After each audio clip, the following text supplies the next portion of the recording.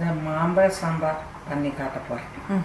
அதுக்கு வேண்டது மாம்பழத்தை இதே மாதிரி மாம்பழத்தை தோலை சீவி இது நீளம் மாம்பழமாக்கும். தோலை சீவி அண்டியும் போடாதுங்க தோலும் போடாதுங்க கசக்கு வண்டு இருக்கும் அண்டியில்.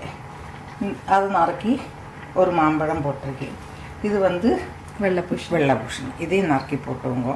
போட்டு தான் அடுப்பில் புளியை கரைச்சி வச்சு புளியும் போடணும். புளி கொஞ்சம் போடுங்கள மாம்பழத்தில் புளி இருக்குன்னா கொஞ்சம் ஆனால் ரொம்ப கம்மி பண்ணாதுங்கோ.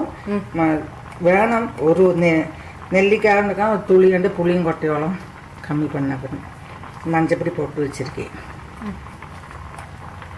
அது வேகட்டும்.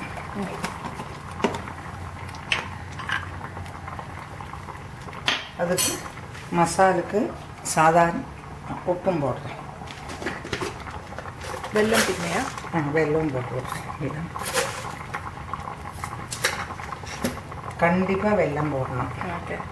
ஆப்ஷனல் இல்லை, மொத்தம் நல்லா இருக்குது. புளியும் கரைச்சி விட்டு வெல்லம் போட்டு உப்பு போட்டு கஷ்ணத்தையும் போட்டு வேக வச்சுருக்கேன். அதுக்கு வந்து மசாலா அரைக்கிறதுக்கு பெருங்காயம், சாதாரண சாம்பாருக்கு அரைக்கிற மாதிரி பெருங்காயம், கடலைப்பருப்பு, கொத்தமல்லி, மெந்தியம், மிளகா வத்தல், கருவேப்பிலை, தேங்காய் இதை முன்னால் வறுத்துக்கணும். பருப்பு குக்கரில் வச்சுருக்கேன். ஓகே, பருப்பும் போடணும். சாதாரண சாம்பார் மாதிரி தான், கஷ்டம் தான் நம்ம அது போடுறோம். ஆனால் மாம்பழ சாம்பார் நல்லா இருக்கும், ரொம்ப டேஸ்டியாக இருக்கும். ரொம்ப டேஸ்டியாக இருக்கும்.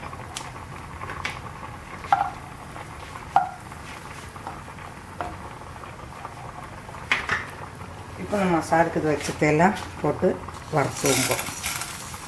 எல்லாம் ஒன்றிச்சே போட்டுக்கலாம், வறந்து விடும். செவக்க இது செவக்க வறுத்துவோங்க.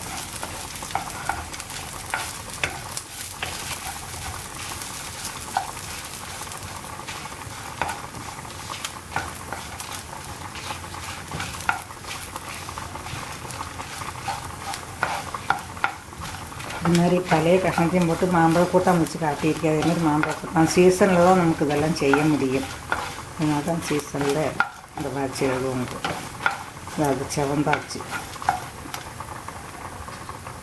நல்லா ப்ரௌன் கலராக எடுத்து இந்த கடலைப்பருப்பு அப்போ அந்த எல்லாம் மறந்துருக்கு. அதில் தேங்காயை போட்டு வறக்கெல்லாம் வேண்டாம், சும்மா அந்த சூடு இதில் போட்டால் கேஸ் அணைச்சிடுச்சு. யாருன்னா இதை அரைக்கணும். இதாக அதுக்குள்ளே கஷ்டம் வேகட்டும். பருப்பு வச்சுருக்கேன், அது பருப்பும் வச்சுப்போம். இது அந்த காய் வந்தாச்சு. மாம்பழம் இது சேம்பு இருந்தால் சேம்பு போட்டுக்கலாம், இல்லை மாம்பழம் தனியாக போட்டு வைக்காமலும் வச்சுக்கலாம்.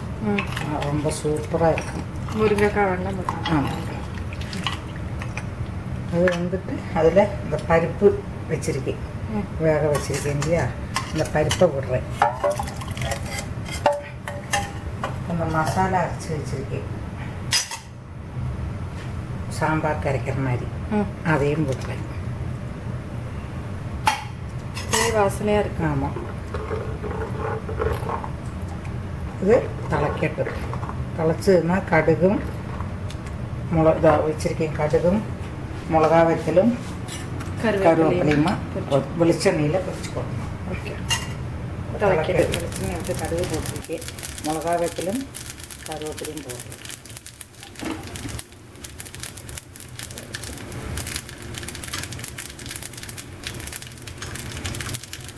மூடி வச்சா தரைக்காய்க்கு இருக்கும்.